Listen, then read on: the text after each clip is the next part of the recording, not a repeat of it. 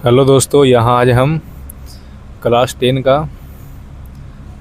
10 से 12 जो VVI जो मैथ का ऑब्जेक्टिव है उसको डिस्कस करेंगे और देखेंगे कि उसको मतलब फास्ट से फास्ट कैसे हम उसको हल कर सकते हैं। ठीक है, तो सबसे पहले आते हैं फर्स्ट क्वेश्चन पे।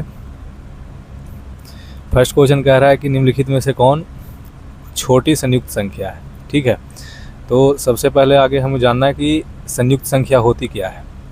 ठीक है, सबसे पहले जानना है कि संयुक्त संख्या होती क्या है। तो संयुक्त संख्या उस संख्या को बोलते हैं, जैसे कोई अगर संख्या है तो या तो वो एक से कटे या स्वयं से कटे, इसके अलावा किसी अन्य अंक से भी कटे, किसी अन्य अंक से भी कट जाए तो उसको हम बोलते हैं संयुक्त संख्या। जैसे हम एग्जांपल लेते हैं, जैसे 2 लेते हैं तो 2 है जो 1 से कट जाएगा, स्वयं यानी 2 से कट जाएगा, लेकिन इसके अलावा किसी और से नहीं कटेगा, मतलब 2 संयुक्त संख्या नहीं है। जैसे हम मान लें 3 ले लें तो 3 है जो 1 से कट रहा है, 3 से कट रहा है यानी स्वयं से कट रहा है, लेकिन इसके अलावा कोई और संख्या इसको नहीं काट सकता है, तो इसलिए भी संयुक्त संख्या नहीं है। तो उसके बाद हम देख रहे हैं कि अगर हम 4 को ऑप्शन लेते हैं तो 4 है जो 1 से भी कट रहा है और 4 से भी कट रहा है, साथ ही साथ 1 और 4 के अलावा 2 से भी कट रहा है। ठीक है, तो ये 3 नहीं हो सकता, 1 नहीं हो सकता, 2 नहीं हो सकता, तो हो सकता है कौन? 4। तो सबसे छोटी कौन है? 4 है। ठीक है, नेक्स्ट क्वेश्चन देखते हैं। नेक्स्ट कह रहा है कि पाई है। ठीक है, ये मतलब ये सिंपल पहचानना है कि परिमेय है या अपरिमेय, परिमेय है या अपरिमेय। ठीक है, तो जो परिमेय होता है जो P/Q के रूप में होता है और Q नॉट इक्वल टू 0। ठीक है, लेकिन यहाँ ये पाई एक प्रकार का सिंबल है। अगर यही कहता 22/7 तो 22/7 हो जाता परिमेय, लेकिन पाई एक प्रकार का सिंबल है, संकेत है, ये पाई क्या हो जाएगा? अपरिमेय संख्या हो जाएगा। ठीक है, तो परिमेय संख्या P/Q के रूप में लिखा जाता है, यानी कि अंश बटा हर के रूप में लिखा जाता है, और हर कभी भी 0 के बराबर नहीं हो सकता। ये नहीं कि 4/0 कह दे, पूछे कि ये परिमेय है, ये अंश बटा हर के रूप में है लेकिन परिमेय नहीं है, क्योंकि इसका हर है जो क्या है? 0 की इक्वल है। ठीक है, नेक्स्ट क्वेश्चन पे आते हैं। नेक्स्ट क्वेश्चन पे आते हैं कि कह रहा है कि निम्नलिखित में कौन परिमेय संख्या? अपरिमेय संख्या। निम्नलिखित में कौन अपरिमेय संख्या है? ठीक है, तो यहाँ पे देख रहे हैं कि पूछ रहा है कि अपरिमेय कौन है। ठीक है, तो अपरिमेय कौन होगा? जिसका पूर्ण मान नहीं निकलता, जो P/Q के रूप में डिनोट नहीं किया जा सकता है। ठीक है, अपरिमेय संख्या पूछ रहा है, मतलब अगर हम परिमेय पूरा छाट लें तो अपरिमेय अपने आप आंसर पता चल जाएगा। तो परिमेय है कौन कौन इसमें देखते हैं। अगर इसको हम कट कर दें तो यहाँ हम देख रहे हैं कि ये 3 चौके कितना? 12, 1/4 आ जाएगा रूट के अंदर, यानी कि 1/2 आ जाएगा, यानी ये परिमेय है। ठीक है, फिर कह रहा है इसको देखते हैं, 7/7 ये कट जाएगा, 1 आ जाएगा, 1 का वर्गमूल कितना? 1, यानी ये भी परिमेय है। और √2 गुना √2 कितना हो जाएगा? √2 गुना √2 हो जाएगा कितना? 2 हो जाएगा। ठीक है, ये भी परिमेय है। तो बच गया कौन? 2/10, यानी इसको हम काटे 2×10, 1/5 आ जाएगा रूट के अंदर, यानी 5 का तो पूर्ण मान नहीं निकलेगा, यानी ये कौन सा संख्या हो जाएगा? अपरिमेय संख्या हो जाएगा, यानी ऑप्शन नंबर बी आंसर हो जाएगा अपना। ठीक है, नेक्स्ट क्वेश्चन पे आते हैं। नेक्स्ट कह रहा है कि 2 संख्याओं का लसा और मसा बराबर है तो संख्याएं हैं। मतलब कोई अगर संख्या एक m है और एक n है, ठीक है, 2 संख्या ले लिया और कह रहा है कि इसका LCM है और HCF आपस में क्या है? बराबर है, तो वह संख्या क्या होगा? ठीक है, मान लेते हैं कि एक संख्या m है, दूसरा n है, तो हम जानते हैं ना कि LCM गुना HCF बराबर होता है मसा पहली संख्या गुना दूसरी संख्या, यानी m गुना n। मतलब LCM और HCF के गुना करने पे भी वो दोनों संख्या ही आ रहा है। ठीक है, और दोनों संख्या के गुना कर रहे हैं तो LCM गुना HCF आ रहा है। ठीक है, तो इससे पता चल रहा है कि ये दोनों संख्या आपस में क्या होना चाहिए? इक्वल होना चाहिए। एक एग्जांपल के तौर पे देखते हैं, जैसे एक संख्या ले लेते हैं, मान लेते हैं 5 ले लेते हैं, और दूसरा संख्या भी अगर 5 ले लेते हैं, इसका अगर हम LCM निकालें तो 5 और 5 का LCM कितना हो जाएगा? 5 हो जाएगा, और HCF भी निकालें तो इसका LCM कितना हो जाएगा? HCF कितना हो जाएगा? 5 ही हो जाएगा। तो है कि अगर 5 कॉमन लेंगे तो 5 से 5 कटेगा, यानी 5 हो जाएगा। LCM भी HCF दोनों क्या आ रहा है? इक्वल आ रहा है। अगर दोनों संख्या, अगर हम 11 ले लेते हैं, ठीक है, एक एग्जांपल और लेते हैं 11, तो 11 के LCM कितना हो जाएगा? 11 हो जाएगा, और HCF कितना हो जाएगा? 11 हो जाएगा। मतलब अगर दोनों संख्या समान हो, अगर दोनों संख्या समान हो तो उसका LCM और HCF क्या होता है? बराबर होता है। ठीक है। अभाज्य संख्या जानबे करते हैं कि एक से बड़ी वैसी संख्या जो स्वयं और अपने के अलावा किसी और से न कटे, ऐसा अभाज्य जिसका HCF 2 संख्या जिसका HCF कितना हो 1 हो, उसको हम क्या बोलते हैं, सहभाज्य संख्या। और संयुक्त संख्या को उधर पहले देखें कि वैसी संख्या जो अपने और एक के अलावा किसी और से भी कट जाए उसको हम संयुक्त संख्या बोलते हैं। इक्वल यहाँ देखें, इसका आंसर क्या हो जाएगा, बराबर हो जाएगा, ठीक है। नेक्स्ट क्वेश्चन पे चलते हैं। नेक्स्ट क्वेश्चन कह रहा है कि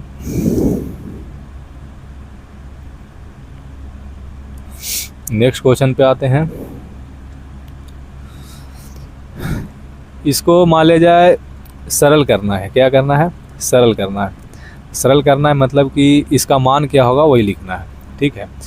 इसको हम लोग जैसे लिखा है 0.29, इसके ऊपर ये डैश है, इसको हम लोग रेकरिंग बोलते हैं, आवृत्ति बोलते हैं, ठीक है। तो इसको अगर हल करना हो तो दशमलव के पहले जितना भी अंक है उसको हम प्लस में लिख देते हैं, 0+, ठीक है। अब दशमलव के बाद जो है उस सेम टू सेम लिख देते हैं।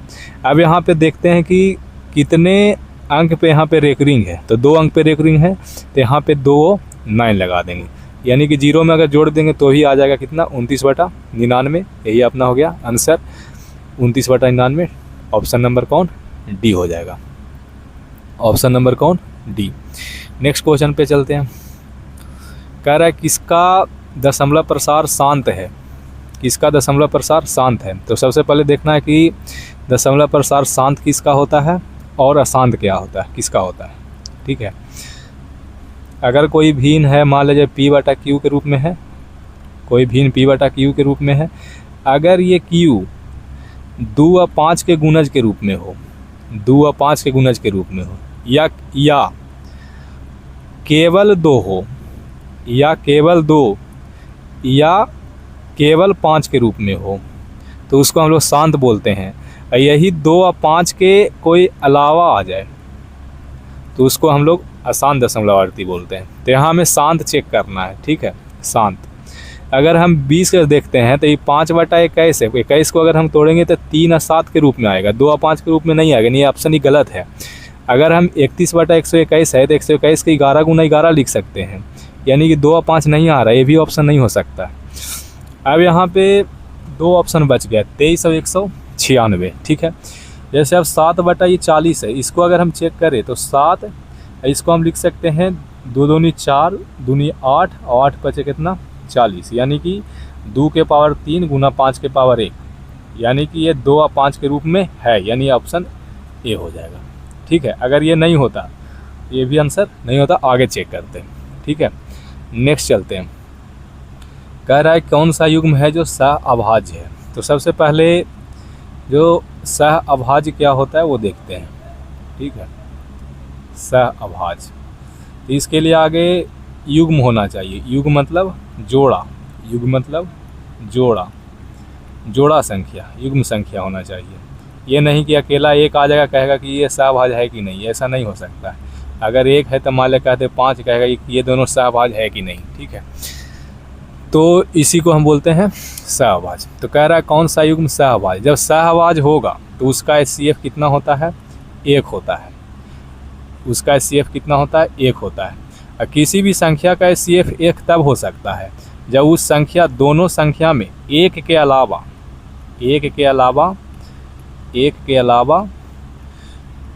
कोई अन्य कॉमन ना हो, कोई अन्य कॉमन न हो, तो उसका HCF कितना हो जाएगा, 1 हो जाएगा। जैसे हम ले लें 8 ले लें या 7 ले लें, तो ये 8 को हम लिख सकते हैं 1 गुना 8 और 7 को लिख सकते हैं 1 गुना 7। तो यहाँ हम देखें कि 1 के अलावा कोई कॉमन है नहीं है, मतलब इसका HCF कितना हो जाएगा, 1 हो जाएगा, ठीक है। अब यहाँ पे देखते हैं, ऑप्शन चेक करते हैं, ठीक है। ये 15 है तो इसको हम लिख सकते हैं 3 × 5 = 15, इसको हम लिख सकते हैं 5 × 4 = 20। तो यहाँ 1 के अलावा भी कॉमन है कौन, 5, तो ये सह-अभाज्य नहीं हो सकता। ये 13 है तो 13 के 13 लिख सकते हैं, ये 65 के 13 गुना 5 लिख सकते हैं। तो इसमें 1 के अलावा भी कॉमन कौन है, 13, ये भी सह-अभाज्य नहीं हो सकता है। 21 × 4 = 84, 21 लिख सकते हैं, 21 × 4 = 84। और भी इसको तोड़ सकते हैं, 7 और 3 के गुणज में ऐसे भी 21 कॉमन आ रहा है, तो ये कभी भी सह-अभाज्य नहीं हो सकता। अब 9 और 16, 9 और 16 को हम लिख सकते हैं 3 × 3, इसको 4 × 4, अब बहुत गुना 1 दोनों में लगा सकते हैं। तो दोनों में एक के अलावा कोई अनकॉमन नहीं है, इसलिए कौन सी हो जाएगा, सहभाज्य हो जाएगा। अगर और एग्जांपल देखें तो मान लीजिए 7 है या 5 है, तो इसको क्या लिख सकते हैं, 1 गुना 7 लिख सकते हैं, इसको 1 गुना 5। एक के अलावा तो कोई कॉमन है नहीं है, मतलब ये सहभाज्य हो सकता है। अगर कहते थे 4 और 8, तो 4 और 8 को हम सहभाज्य बोल सकते हैं, नहीं बोल सकते हैं, काहे कि ये 2 दूना 4 है, ये 2 चौके 8 है मान लिया जाए, इसमें एक के अलावा भी कॉमन है, कौन, 2 कॉमन है, तो ये सहभाज्य नहीं है, सहभाज्य नहीं है। नेक्स्ट क्वेश्चन पे चलते हैं। कह रहा है कि बहुपद दे रखा है और इसका शून्यक पूछ रहा है, ठीक है। तो कोई भी अगर बहुपद हो उसका शून्यक निकालना हो, शून्यक निकालना हो, शून्यक मतलब सिंपल सी कह रहा है जो उसमें चर वैल्यू है, चर है, उसका मान निकालना है, चर का मान, शून्यक यानी चर का मान। तो इसमें चर कौन है, एक्स है, एक्स का मान कहते हैं। शून्यक अगर ज्ञात करना हो तो बहुपद किसके बराबर हो जाएगा, 0 के बराबर। तो बहुपद है कितना, x माइनस 1 बराबर में 0, तो x बराबर इधर जाकर प्लस 1, यही हमारा आंसर हो गया, ठीक है, x बराबर 1। इतना पता होगा कि जो ax प्लस b बराबर 0 इस फॉर्म के रहता है, तो इसको हम बोलते हैं कौन बहुपद, रैखिक बहुपद बोलते हैं, रैखिक बहुपद। इसी का दूसरा नाम क्या है, एक घातीय बहुपद, एक घातीय बहुपद, ठीक है, एक घातीय बहुपद। एक घातीय बहुपद मतलब जिसमें चर x y जो रहता है उसका मैक्सिमम घात कितना हो, 1 हो। यहाँ पे देख रहे हैं कि यहाँ पे मैक्सिमम घात कितना है, 1 है, इसलिए इसको हम क्या बोलते हैं, रैखिक बहुपद है, रैखिक बहुपद, ठीक है। तो यहाँ पे आंसर हम निकाल चुके हैं x बराबर 1। अगर यही नेक्स्ट क्वेश्चन ऐसे भी आ सकता है कि 4x प्लस 3 इसका शून्यक निकाले तो बराबर 0 कर देंगे, ये 4x बराबर -3, ठीक है, x बराबर -3/4। इतनी बातें हमें ध्यान रखना है। यहाँ पे एक बात और ध्यान रखना, ये बोले कि रैखिक बहुपद है, कौन बहुपद है, रैखिक बहुपद। कहा है कि इसमें चर का जो मैक्सिमम घात कितना है, 1 है, ठीक है। क्वेश्चन आता है कि रैखिक बहुपद का जो ग्राफ होता है, आलेख होता है, वो कैसा होता है, तो एक रेखा में, कौन सा रेखा में, एक रेखा में एकदम, ठीक है। आगे अगर कह दे द्विघात बहुपद, कौन सा बहुपद, द्विघात बहुपद, तो द्विघात बहुपद में जो चर का जो मैक्सिमम घात कितना होता है, 2 होता है, ठीक है। तो इसका जो ग्राफ जो बनता है, ये बनता है परवलयाकार, परवलयाकार, ऐसे इस टाइप का बनता है, उल्टा यू, ठीक है। ये चीज़ें ध्यान रखना है, ठीक है। नेक्स्ट क्वेश्चन पे चलते हैं। कह रहा है कि द्विघात बहुपद के शून्यक -4 और 7 है, तो द्विघात बहुपद होगा, ठीक है। तो इसको आगे बनाने के लिए सीखते हैं, बाकी इसको मन में भी हल कर सकते हैं। जैसे शून्यक दे रखा है, मतलब मान लेते हैं कि द्विघात बहुपद के 2 शून्यक है, एक अल्फा और एक बीटा। तो अल्फा कितना है, -4 और बीटा कितना है, 7। अगर ऐसे रहे तो हम निकाल लेंगे एक चीज़, अल्फा प्लस बीटा निकाल लेंगे। तो अगर दोनों को हम जोड़ देंगे यानी कि -4 और +7, ये जुट कर कितना आ जाएगा, 3 आ जाएगा, ठीक है। और अगर अल्फा इंटू बीटा निकालें हम लोग, तो ये -4 गुना 7 कितना हो जाएगा, -28 आ जाएगा, ठीक है। नेक्स्ट पेन थोड़ा चेंज कर लेते हैं, -28। यहाँ पे देखना है कि जो द्विघात बहुपद होता है, द्विघात बहुपद वो इस रूप का होता है, किस रूप का, x² minus alpha plus beta into x plus alpha into beta. तो x² minus alpha plus beta का मान कितना है, 3 है, तो यहाँ पे 3 रख देंगे x, plus alpha into beta का मान कितना है, -28, यानी कि x² माइनस का 3x प्लस माइनस -28, यही अपना आंसर हो जाएगा, x² माइनस 3x माइनस का 28, ठीक है। नेक्स्ट क्वेश्चन पे चलते हैं।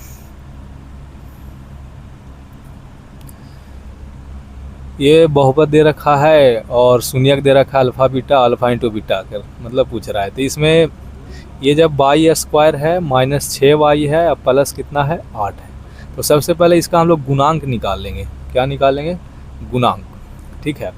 तो यहाँ पे बताना है कि कोई भी जो द्विघात बहुपद होता है जो इसी रूप का होता है, ax² प्लस bx प्लस कितना c, या इसको ऐसे भी लिख सकते हैं ay² प्लस by प्लस सी। तो इसमें जो बाई स्क्वायर का जो गुणांक है, बाई स्क्वायर का गुणांक है जो कितना है, ए है, और बाई का जो गुणांक है, बाई का जो गुणांक है वो कितना है, बी है, और ये सी क्या है, तो अचर पद है। क्या है, अचर पद है। ठीक है, तो यहाँ पे अगर देखें कि बाई स्क्वायर है, तो बाई स्क्वायर का गुणांक कुछ नहीं तो कितना है, एक है। ठीक है, तो यहाँ पे हम कह सकते हैं कि ए का मान कितना, एक। ठीक है, वैसे अगर बी का मान हम पूछे तो बी का मान बाई के साथ कितना गुणांक है, माइनस का 6, और सी यानी अचर पद कितना है, 8। और पूछ रहा है अल्फ़ा इंटू बीटा, तो अल्फ़ा इंटू बीटा का फार्मूला होता है सी बटा कितना, ए। सी का मान कितना है, 8, और ए का मान कितना है, 1। 1 सी कट जाएगा, 8 सी, यानी आंसर हमारा कितना आ जाएगा, 8 आ जाएगा। ठीक है, अगर यही पूछ देता अल्फ़ा प्लस बीटा, तो अल्फ़ा प्लस बीटा का फार्मूला माइनस बी बटा ए, तो माइनस पहले से है, अब बी के मान है -6, अब बटा में ए यानी 1 है। माइनस माइनस क्या हो जाएगा, प्लस, भाग दें 1 से तो 6 ही आ जाएगा। अगर अल्फ़ा प्लस बीटा पूछते तो आंसर कितना हो जाता, 6 हो जाता। नेक्स्ट क्वेश्चन पे चलते हैं। अच्छा क्वेश्चन है, देखते हैं। वृत्त का क्वेश्चन है, फेवरेट टॉपिक है मेरा, देखते हैं कैसे बनेगा। तो एक कॉन्सेप्ट याद रखना है कि अगर ऐसे को वृत्त ऐसे पारा हुआ है, ठीक है, ऐसे करके ऐसे दे रखा है, ठीक है, तो ये जो कोण बन रहा है ना, इसको बोलते हैं केंद्र का कोण। क्या बोलते हैं, केंद्र का कोण। ठीक है, और ये है ना जो, ये जो होता है परिधि का कोण, परिधि का कोण। यहाँ देख ही रहे हो ना कि ये है जो क्या है, परिधि है, और ये जो बन रहा है जो वृत्त का, ये क्या है, केंद्र है। ठीक है, तो एक बात ध्यान रखना, अगर ये x डिग्री होगा, मतलब परिधि का कोण x डिग्री होगा, तो केंद्र का कोण 2x डिग्री होगा। ठीक है, अगर ये x तो ये कितना, 2x। ठीक है, कहने का मतलब कि जो केंद्र का जो कोण होता है, केंद्र का कोण होता है, वो 2 गुना क्या होता है, परिधि। 2 गुना कितना, परिधि। ठीक है, अगर ये रहता 40 डिग्री तो ये कितना हो जाता, 80 डिग्री। ठीक है, दोगुना होता है, सिंपल भाषा में क्या होता है, दोगुना होता है। अगर ये रहता मान लिया जाए x डिग्री, तो ये हो जाता कितना, x बटा 2। ये वाला इसका दोगुना, तो ये वाला इसका आधा, मतलब परिधि का कोण केंद्र का कोण का क्या हो जाएगा, आधा हो जाएगा, और केंद्र का कोण परिधि का कोण का क्या हो जाएगा, दुगना हो जाएगा। अब आते हैं क्वेश्चन पे, हल करते हैं इसको। कह रहा है कि कोण QPR 60 डिग्री, Q ये है और P ये है और R ये है। ये वाला जो कोण है इसका मान दे दिया है 60 डिग्री। अगर ये 60 है तो ये अपने आप कितना हो जाएगा, 120 डिग्री। ठीक है, एक बात बताइए कि जे OQ और ये OR, OQ और OR, ये दोनों जो वृत्त का त्रिज्या है कि नहीं। अगर ये R होगा तो ये भी कितना होगा, R होगा। देखिए ये केंद्र है, अब परिधि तक जा रहा है, ये भी केंद्र है, ये भी परिधि तक जा रहा है, मतलब दोनों त्रिज्या है, मतलब दोनों समान है। सिंपल कहने का मतलब, अगर ये 5 होगा तो ये भी कितना हो जाएगा, 5। अगर ये दोनों का डिस्टेंस समान है, भुजा इक्वल है, अगर एक कंप्लीट, अगर ये हम त्रिभुज ले लें, एक कौन सा त्रिभुज ले लें, त्रिभुज ले लें, मान लिया जाए OQR। अगर ये कंप्लीट त्रिभुज है तो इसमें 2 भुजा अगर इक्वल दिख रहा है तो मतलब 2 कोण भी इक्वल होगा। सिंपल सी बात है ना। अगर ये 2 भुजा इक्वल है तो इसके सामने का दोनों कोण इक्वल होगा, मतलब इसके सामने का कोण कौन है, ये मान लेते हैं ये x डिग्री, तो इसके सामने का कोण कितना, ये x डिग्री। ठीक है, अब बताइए कि एक कंप्लीट त्रिभुज बन रहा है। अब त्रिभुज के तीनों कोण का योग कितना होता है, 180 डिग्री, यानी x अब पहले से एक 120 दे रखा है, अब बराबर में इधर 180 डिग्री, यानी कि 2x अब प्लस 120 अब बराबर 180 डिग्री। तो ये 2x बराबर, ये जब घट जाएगा तो कितना आ जाएगा 60 डिग्री, ये कट जाएगा 30 डिग्री, यानी x के मान कितना आ जाएगा 30 डिग्री। ठीक है, यानी कि ये वाला वैल्यू 30 डिग्री और ये वाला वैल्यू भी 30 डिग्री, ये वाला वैल्यू भी कितना 30 डिग्री। पूछ रहा है कि कोण OQR, तो O ये है और Q ये है और R ये, मतलब इसका पूछ रहा है सिंपल। ये कितना आया है 30 डिग्री आया, यानी ऑप्शन हमारा क्या हो जाएगा बी हो जाएगा। ठीक है, नेक्स्ट ऐसे करेंगे, देखते हैं। ठीक है, ये बातें हमें ध्यान रखना है क्या कि जो परिधि का जो कोण होता है, परिधि का कोण, परिधि का कोण केंद्र का आधा, केंद्र का आधा, और केंद्र का जो कोण होता है, केंद्र का जो कोण होता है वो परिधि का 2 गुना होता है। इस बात को हमें ध्यान रखना है। Thank you. आगे नेक्स्ट वीडियो आएगा, देख लीजिएगा।